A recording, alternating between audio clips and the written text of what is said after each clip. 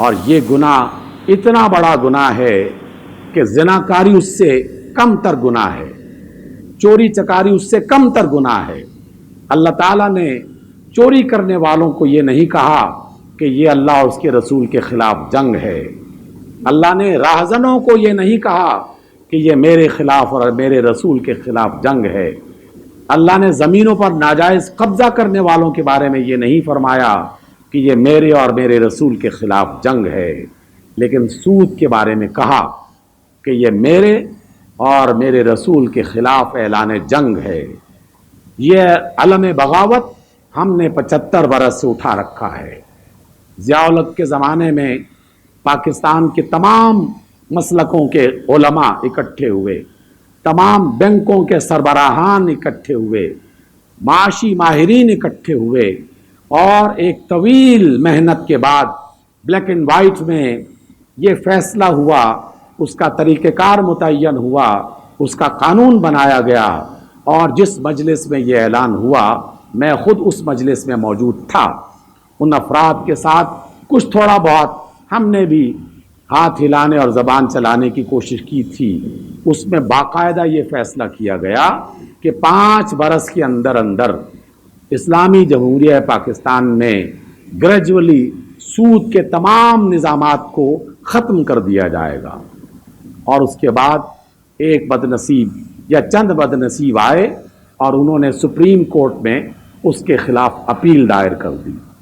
پہلا گناہ کہ اس قانون کو معطل کرنے کے لیے جس نے بھی یہ اپیل دائر کی اس مجرم کی طرف سے یہ جرم ہوا، اور دوسرا جرم سپریم کورٹ کی طرف سے ہوا۔ سپریم کورٹ یا ہائی کورٹ، آپ جانتے ہیں نا، آج کل سن رہے ہیں کئی لوگ اپیلیں دائر کرتے ہیں۔ ہائی کورٹ اپیل دیکھتی ہے اور باقاعدہ فیصلہ کرتی ہے کہ یہ اپیل قابل سماعت نہیں ہے، اسے خارج کرتے ہیں ہم، اور وہ اپیل خارج کر دی جاتی ہے۔ جب کوئی اپیل منظور کی جاتی ہے تو وہ عدالت جو بھی اسے منظور کرتی ہے وہ اس کے حصہ دار بن جاتی ہے، وہ اس جرم میں شریک ہو جاتی ہے۔ یا تو اس اپیل کو فوراً سن کے اس کے بارے میں عدل کی بنیاد پر فیصلہ سنا دے تب بات ٹھیک، لیکن اگر وہ اپیل اس لیے منظور کر لے کہ یہ کام تعطل کا شکار ہو جائے، معطل ہو جائے، اور فائلوں میں پڑھ کے گلتا رہے اور کوئی پوچھنے والا نہیں، تو عدالت اس جرم میں برابر کی شریک ہو جاتی ہے۔ اور یہ جرم ہم نے کیا، کئی برس تک اس جرم کے اندر مجرمانہ شرکت ہماری عدالتوں کی اور جن لوگوں نے یہ اپیل کر رکھی تھی ان کی شرکت اس کے اندر رہی۔ چند ماہ پہلے میں نے آپ کی اسی مجلس میں اس کا ذکر کیا تھا، جب پاکستان کی شریعت کورٹ نے دوبارہ اس مقدمے کو تازہ کر کے اس پر دوبارہ سے فیصلہ کرتے ہوئے یہ اعلان کیا کہ ہم آئندہ 5 برسوں میں پاکستان کو گریجولی سود کی اس لعنت سے پاک کریں گے۔ ہم نے خوشیوں کا اظہار کیا، شکرانے کے نفل ادا کیے، اور شریعت کورٹ کی تعریف میں جو کہنا تھا وہ کہا، لیکن پھر کچھ بد نصیب اٹھے اور انہوں نے سپریم کورٹ میں اس کے خلاف پھر اپیل دائر کر دی۔ وہ بد نصیب بھی جرم میں شریک ہوئے اور سپریم کورٹ نے اس اپیل کو سننے کے لیے قابل سماعت قرار دینے کی صورت میں اس جرم میں شرکت کر لی۔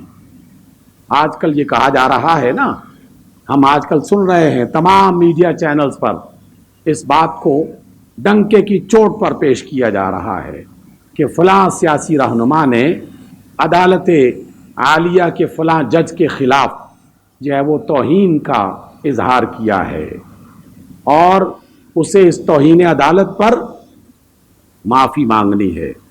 اور پتہ ہے جملہ کیا بولا جا رہا ہے؟ قانون میں کیا لکھا گیا ہے کہ جس نے بھی یہ حرکت کی وہ غیر مشروط معافی طلب کرے تو تب عدالت فیصلہ کرے گی کہ اسے معاف کیا جائے گا کہ نہیں کیا جائے گا۔ کیا ہمیں عقل نہیں آتی کہ پوری قوم کو اور اس قوم کے اداروں کو اللہ سے غیر مشروط معافی مانگنی چاہیے؟ کیا اللہ کا قانون یہ نہیں کہتا؟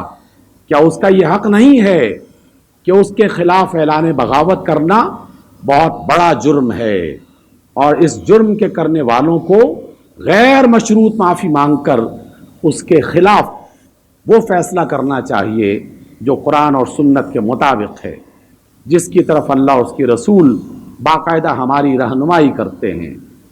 تو یہ اتنا بڑا جرم ہے کہ اعلان جنگ ہم نے کر رکھا ہے، اور کوئی اس میں اعلان جنگ میں واپسی کا راستہ اختیار کرنے کے بارے میں نہیں سوچ رہا۔